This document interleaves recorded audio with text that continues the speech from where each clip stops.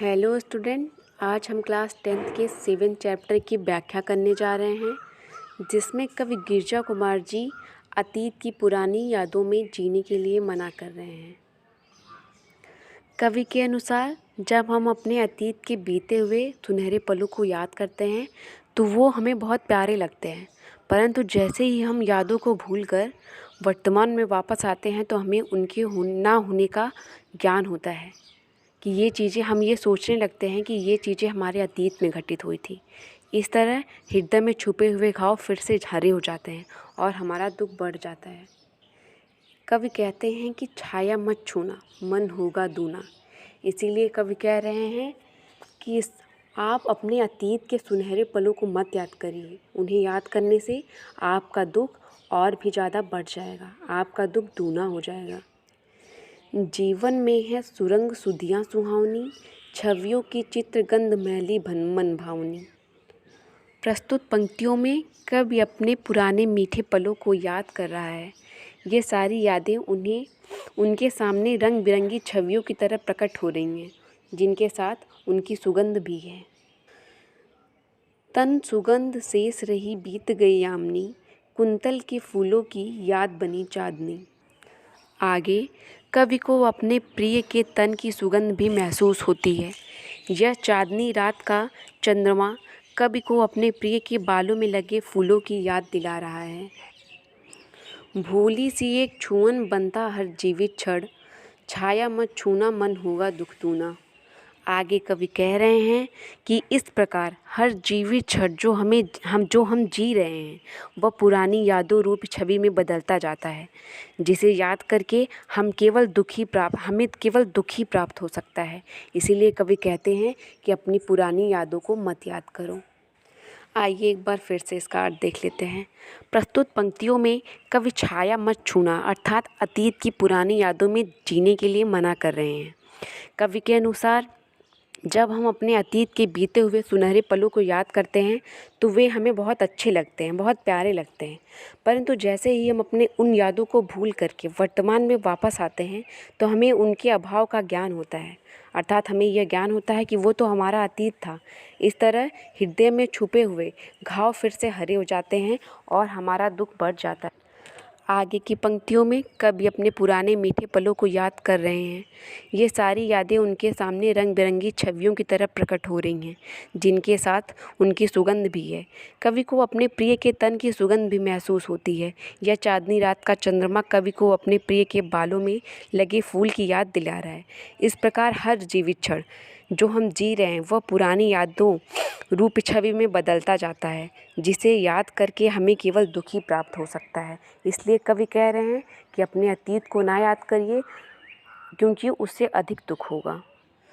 अब आगे की पंक्तियों में कवि हमें यह संदेश देना चाहते हैं कि इस संसार में धन, ख्याति, मान, सम्मान इत्यादि के पीछे भागना व्यर्थ है।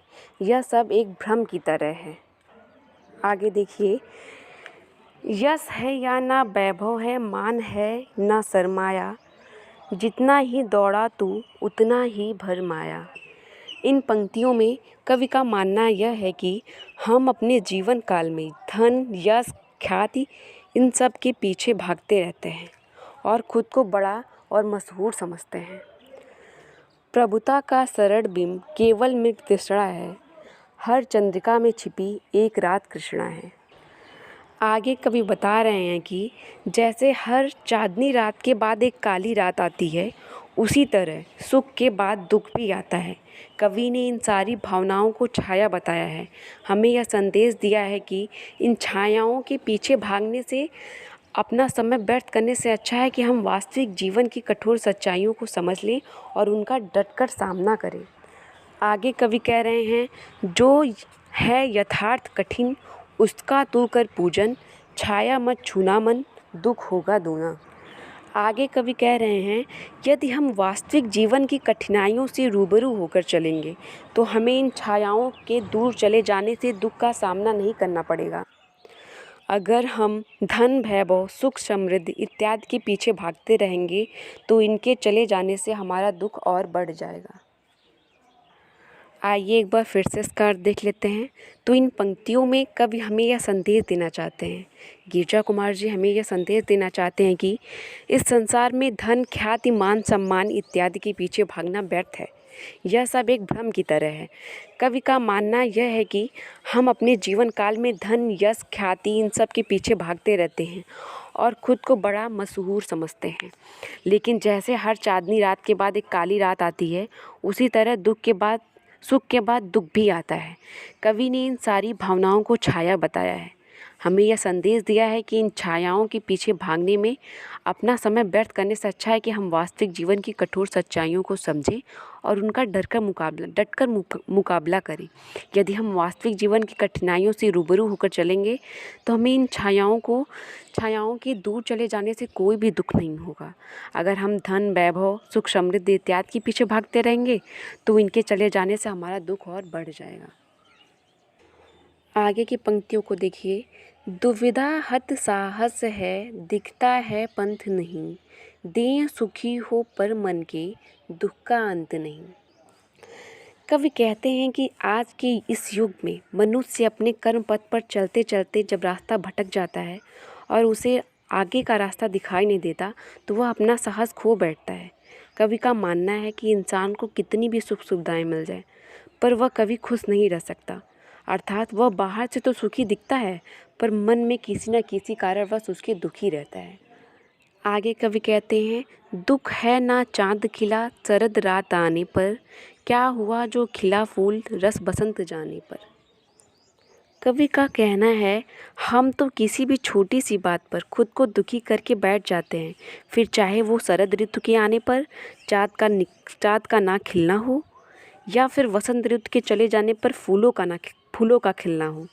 हम इन सब चीज़ों के विलाप में खुद को दुखी कर बैठते हैं। आगे कवि कह रहे हैं, जो ना मिला भूल उसे, कर तू भविष्य वरण, छाया मत छूना मन होगा दुख दूना। अंततः कवि ने हमें यह संदेश दिया है कि जो चीज़ हमें ना मिले या फिर जो चीज़ हमारे बस में ना हो उसके लिए खुद को दुखी करके चुपचाप बैठे रहना कोई समाधान नहीं है, बल्कि हमें यथार्थ की कठिन परिस्थितियों का डटकर सामना करना चाहिए और एक उज्जवल भविष्य की कल्पना करनी चाहिए। आइए एक बार फिर से इसका अर्थ देख लेते हैं।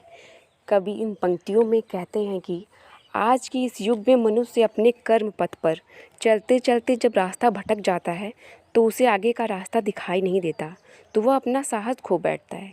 कवि का मानना है कि इंसान को कितनी भी सुख सुविधाएं मिल जाएं वह कभी खुश नहीं रहता। अर्थात वह बाहर से तो सुखी दिखता है पर उसका मन किसी न किसी कारण से दुखी हो जाता है। कवि के अनुसार हमारा शरीर कितना भी सुखी हो परंतु हमारी आत्मा के दुखों की कोई सीमा नहीं होती। हम तो किसी भी छोटी सी बात पर खुद को दुखी करके बैठ जाते हैं, चाहे फिर वो शरद ऋतु के आने पर चाँद का ना खिलना हो या वसंत ऋतु के चले जाने पर फूलों का खिलना हो। हम इन सब चीज़ों के विलाप में खुद को दुखी कर बैठते हैं। इसीलिए कवि हमें संदेश देना चाहते हैं। कवि ने हमें यह संदेश दिया है कि जो चीज़ हमें ना मिले या फिर जो चीज़ हमारे बस में ही ना हो उसके लिए खुद को दुखी करके चुपचाप बैठे रहना कोई समाधान नहीं है। इसे हमें यथार्थ की कठिन परिस्थितियों को डटकर सामना करना चाहिए, उनका मुकाबला करना चाहिए और एक उज्जवल भविष्य की कल्पना करनी चाहिए। इस तरीके से हमारा छाया मत छूना जो शीर्षक था वो समाप्त हुआ। धन्यवाद।